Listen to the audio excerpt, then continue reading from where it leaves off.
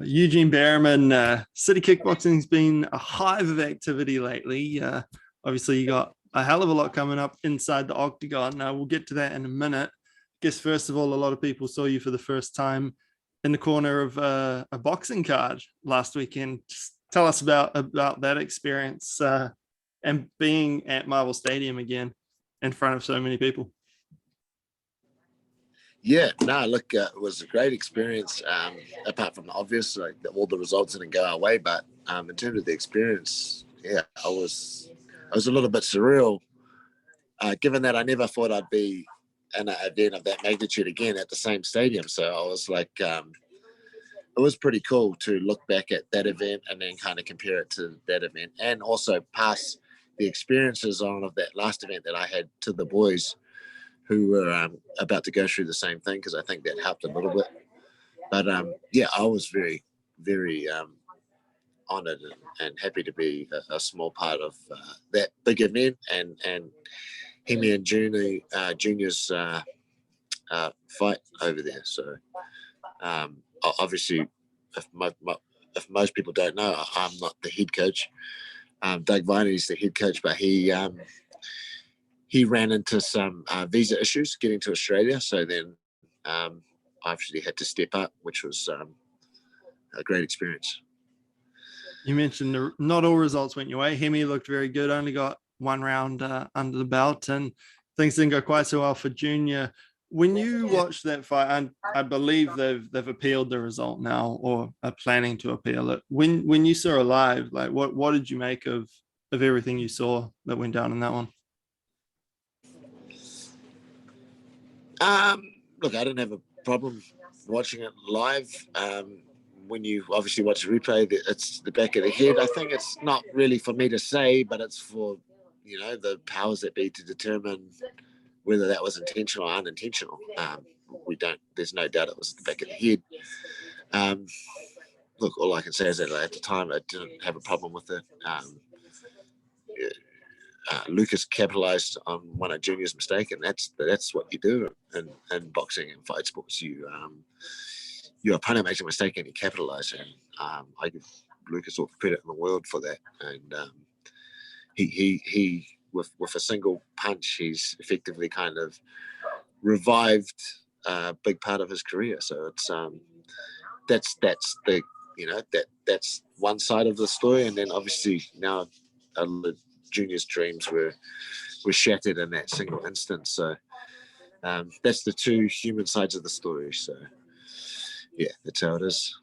Yeah, I think it was James Varkey posted something sort of along similar lines. In this sport, you have that one moment and everything can change, just like it did in that fight. Yeah, and that's the craziest thing about the sport. You could be working for something your whole life, and it can literally be taken away in the blink of an eye. And I always wish that side of the sport could be highlighted a little more. That, like, if you like the human side of the sport, the guys and the struggles they've been through, and the families and what they have to go to support someone. The mental side of, for the most part, going through a career in poverty with no money, trying to scrape your way through that career, and in the hope that eventually you'll make enough money to support your family and help your friends out and stuff.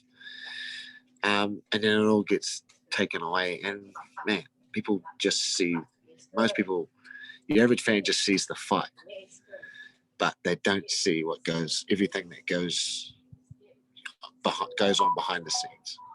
So yeah, that's definitely a side of the sport that people need to be a little bit more aware of.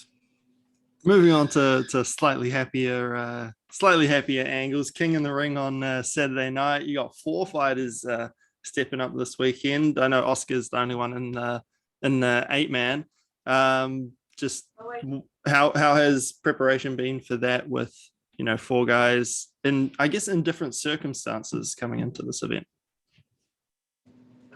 Yeah, no, it's been really interesting, but it's been quite rewarding having all 4 guys surging towards that one kind of date. But yeah, we we had John Browne potentially fighting on it, so he was already training. So he's fighting the reserve fight, and he's coming back from a bit of an injury. So this is kind of the perfect segue back, coming back from a leg injury that he had, and he's looking good. And then Navajo is fighting a really good up-and-coming fighter as well, Kurt Douglas from Partai's gym, who could give Navajo a lot of problems with Kurt Douglas's particular style. So I think people are very interested in seeing Navajo fight again. He's always an exciting fighter and a really up-and-coming prospect, someone to keep an eye on. And then obviously you have Oscar. So, and Oscar's, I think what's interesting about Oscar is he's fighting at a King of the Ring weight category that no one really expected him to see. But I can tell you firsthand from keeping an eye on how that weight cut and that diet's been going, that he's on track and he's going to make weight very comfortably tomorrow. And shit, I'm missing someone. Who am I missing? Timms. And Mark Timms, of course, the English gentleman. He's done what he always does, and he's just quietly worked away in the gym. And he's determined. I believe his last fight was actually a controversial loss on King of the Ring. So he's definitely looking to make amends in front of the King of the Ring audience for that loss. Yeah. How's the cornering going to work for that night? I imagine because Oscar has potentially 3 fights and then you got these other 3. Will you be in all cornering duties, or will it be widely spread between guys from the gym? No, it'll be widely spread. As you know, like the gym has a number of experienced coaches, so we all like divvy out and share the duties. And we've got plenty of coaches. As you know, like it's always a team effort. Sometimes I'm the celebrity coach that gets put in front of the camera a bit more than the others, but it's a team effort. So it will be a busy night, but it's not anything unusual for us. I believe even the young Mike Anger's back in the country, so if he hasn't been given King of the Ring's commentary duties, then he might even be in the corner helping out. So that's that'll be pretty cool as well. Nice, put him straight back to work. Yeah, why not? Doesn't do anything else. Productive.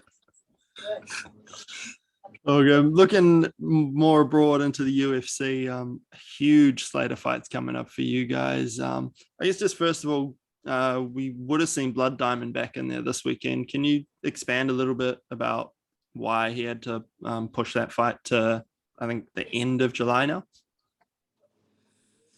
Yeah, no, look, basically had quite a bad, I can't remember what grade it was, but it was quite a bad MCL tear. And it was just going to mean that almost all the training that he needed to do was not accessible to him because of that injury. And for at least 3 to 4 weeks, at least. So it just, I mean, I can't put anyone into a fight under those circumstances. Not only will they not be at their best, but it just won't be safe for them. Not at that level. Not at that level. I mean, Bloods is a guy that Blood Diamond would never pull out of, and funnily enough, he didn't want to pull out of the fight. I had to force him to pull out of the fight. So that, like, Bloods has never pulled out of a fight in his life.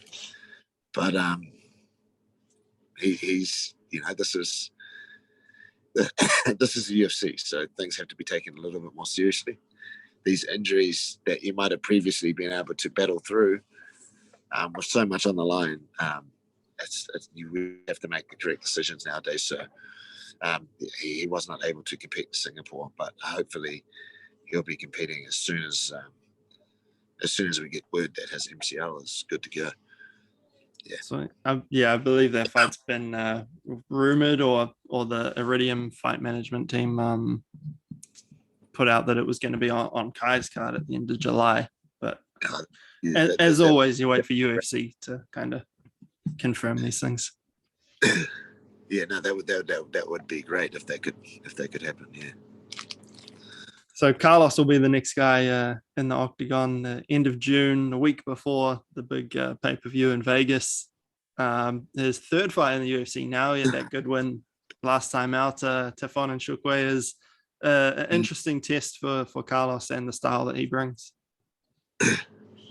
Yeah, yeah. I mean, I like it. It never gets easier at light heavyweight. Like you're always fighting. If you're not fighting a well-known, talented guy, you're fighting like it's someone who's just as talented as them, but just doesn't have as big a name. So it's a bit of a beast of a division. And Tefon's a very good fighter, and we've been giving him his due respect and make sure we're studying all the different parts of his game, and he can pose some difficult problems for Carlos if we let him, determine what sort of fight this is. But yeah, that's a fight to look forward to. Like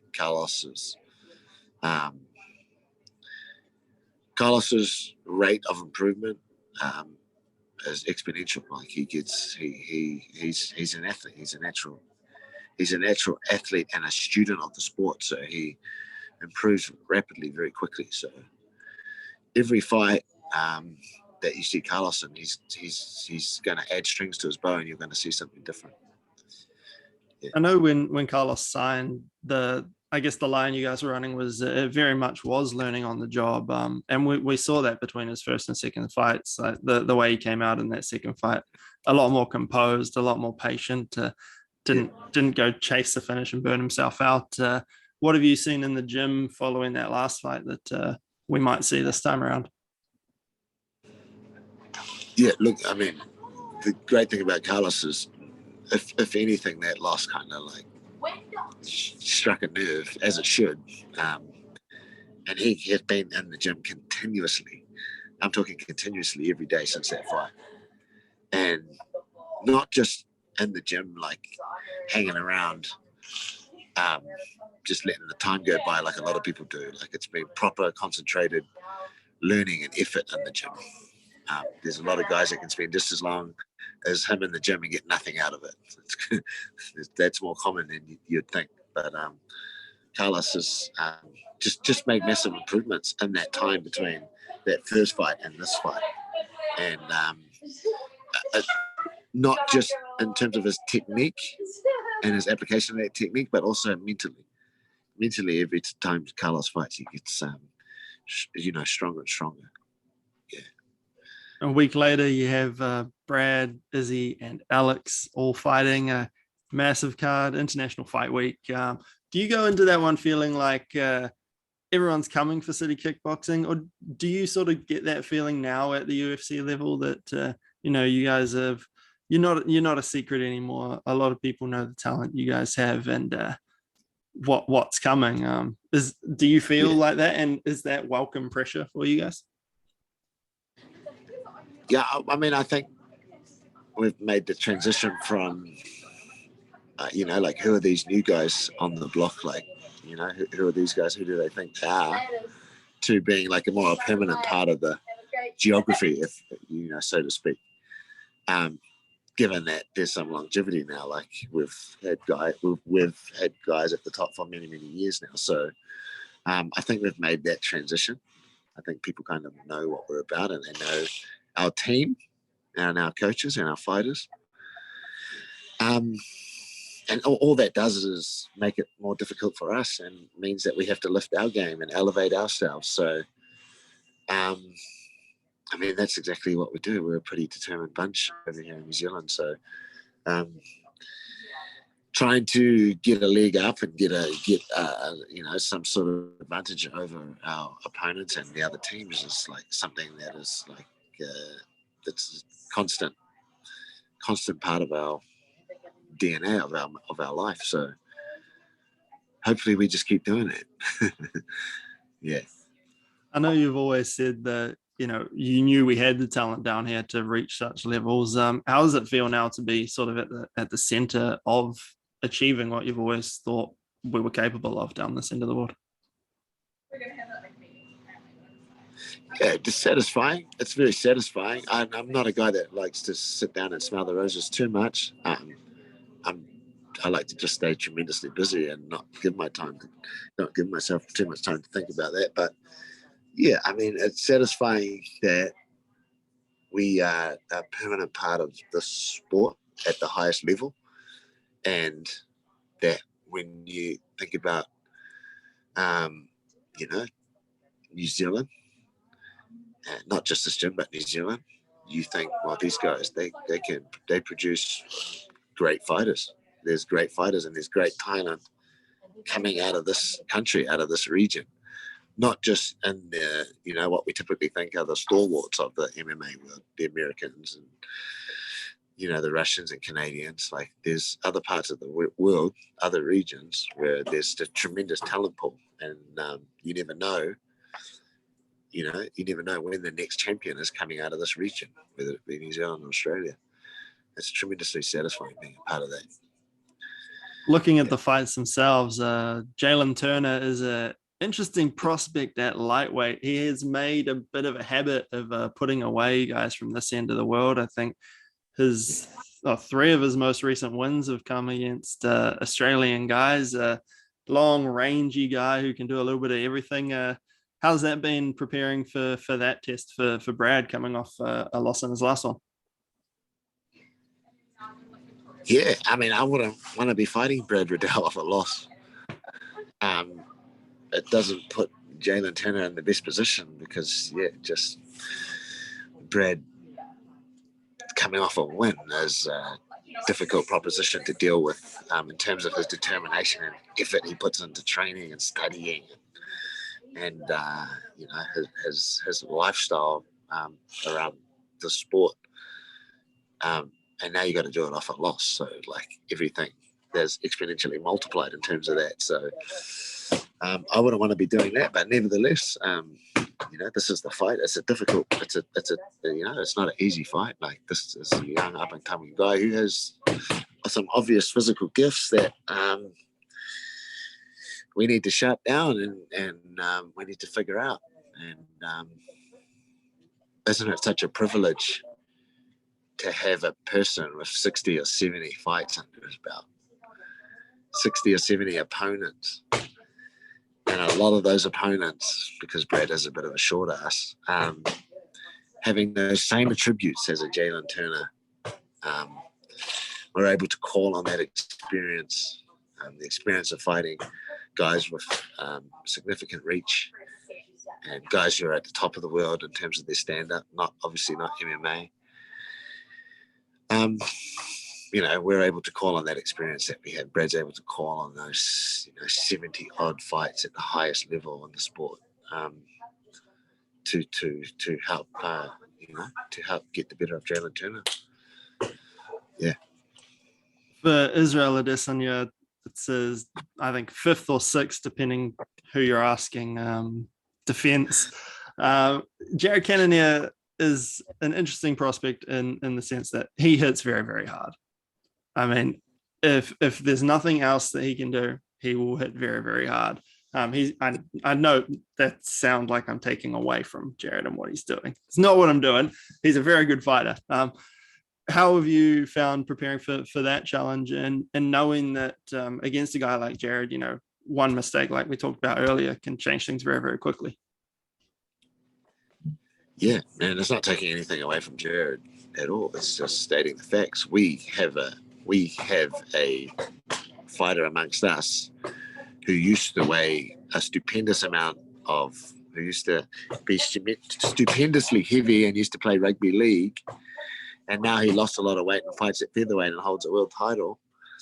And in very similar fashion to what Jared's done, and stripped a lot of that weight off and moved down. And we know from that experience that a lot of those attributes that you have as a heavier person, they don't go nowhere. You hit like a heavier person and you have the strength of that heavier person, but in a smaller frame.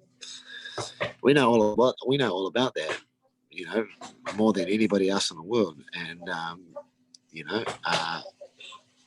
we have to be tremendously prepared for this opponent.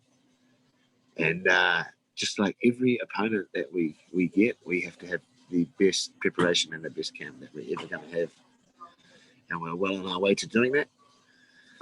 And this is a proper challenge. You know? This is right up there. This is not a Paulo Costa or a Marvin Vittori. There's some very difficult problems that Jared Cannonier is going to put in front of us. Are you able to expand on that a little bit more, like singling out those two? And there's a reason that was such a vague answer, Mr. Christopher Reeve. I will expand on it at an appropriate time, which will be after the fight. Understandable, yeah. Give nothing away. Very, very smart. Because, you know, if you say something, I'm putting it out on the internet. Yeah. No, sorry, I can't be any more detailed than that. No, that is fine. Alex Volkanovski also fighting on the card. Max Holloway Part 3, a fight we all knew was going to come eventually. How fun has it been watching Max Holloway tape for the third time around? You know what, man? Funnily enough, I do get a lot of fun out of that. Obviously, I've primarily been watching. I've done a lot of watching the fights that he's had since Volkanovski, Ortega, and Rodriguez. Sorry. Yeah, Rodriguez. Yeah. And then just calling upon, obviously, an extensive library of knowledge that me and the coaches, me and Joe Lopez, built up from the previous two fights. But yeah, tough fight. But it always was. It didn't get any easier on the rematch. It's not going to get any easier on this third match. So, yeah, I mean, I'm on my. Fight Max puts me on my toes. It makes me and the coaches try and find another level. We're trying to find something. We're trying to search for something that's so difficult to find with fighters that are the 1% of the 1%, if you know what I mean.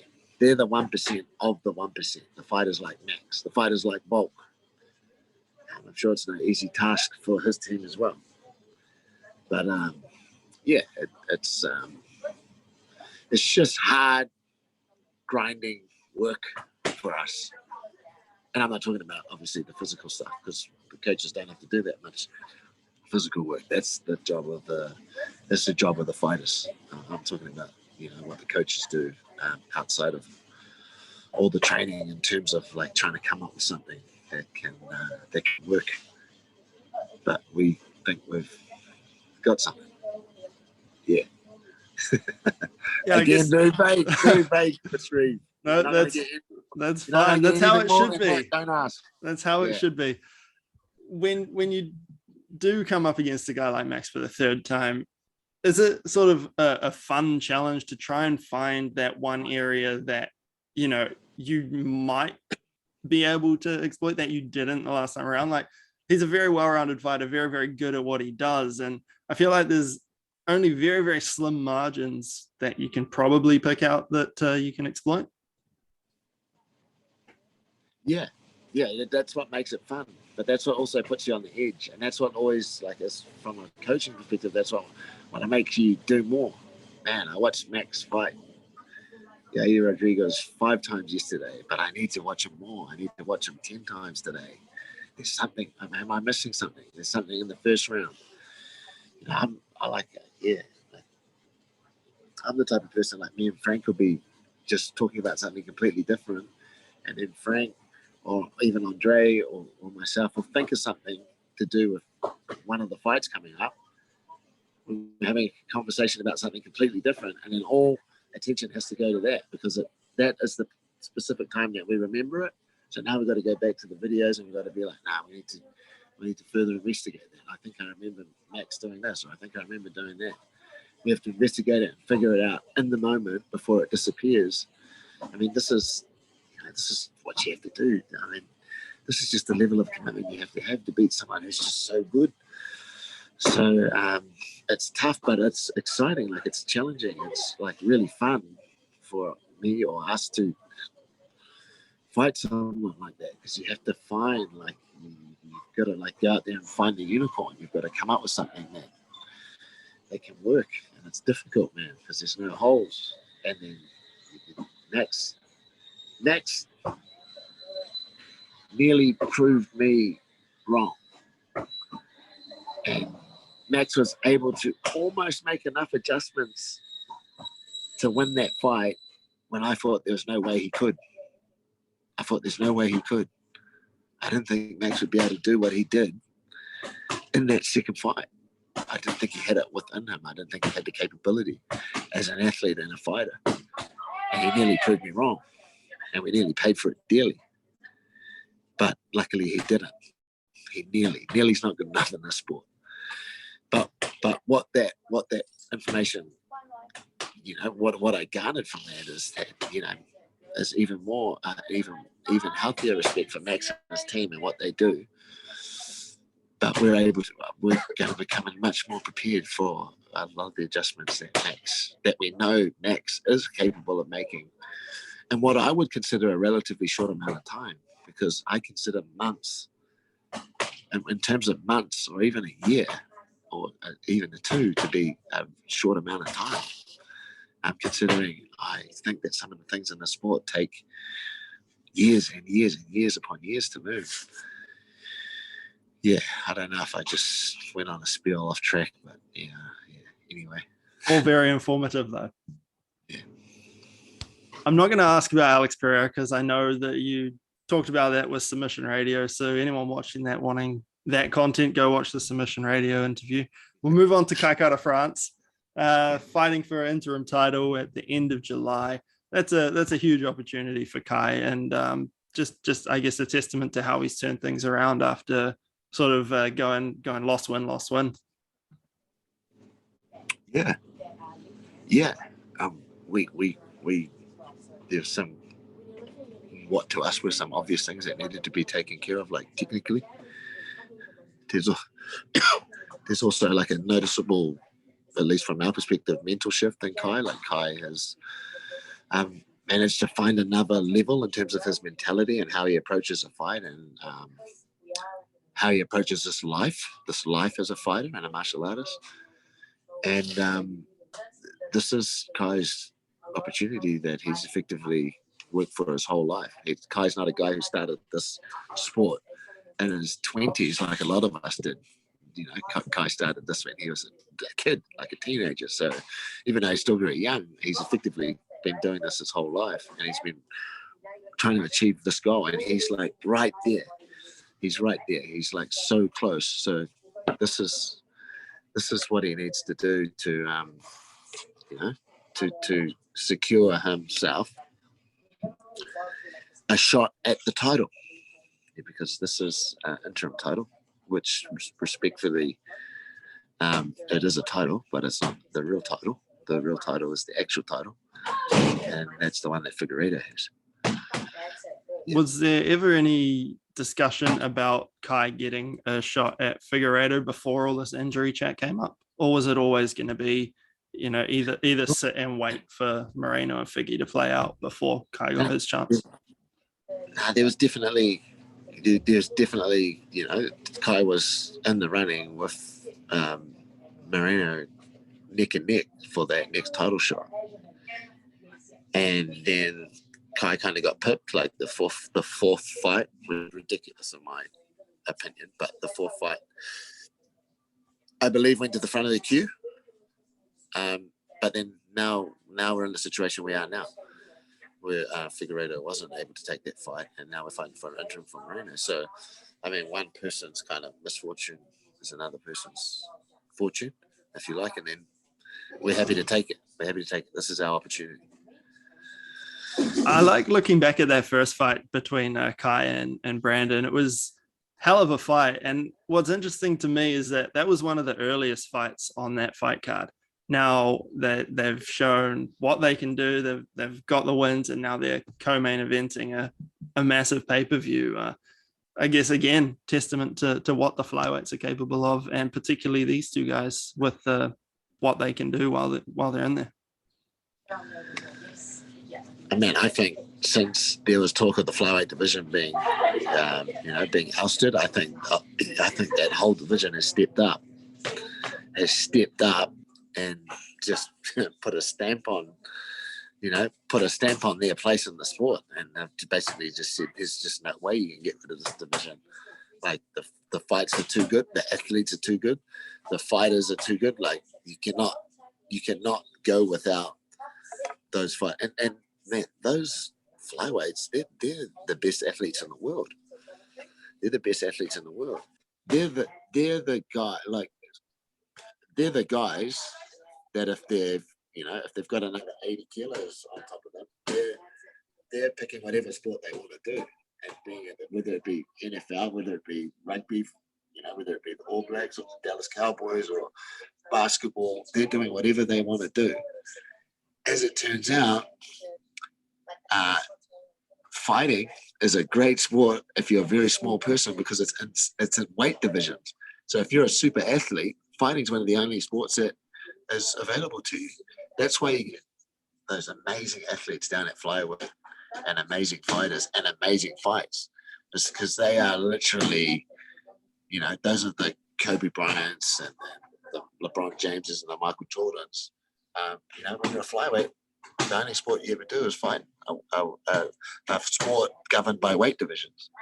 Yeah. Just lastly, I know we're running out of time on the old Zoom meeting. Dan Hooker recently said that he was, he joined Attain Peace Sports Management. For you as a coach and part of that management group, what are the benefits of him doing that? Well, the main benefit is that's one of the most at the sport in the sport in its current state now. That's one of the most experienced. Without trying to toot my own horn, that's one of the most experienced management teams in the sport at the moment, and especially in this region, in this particular region.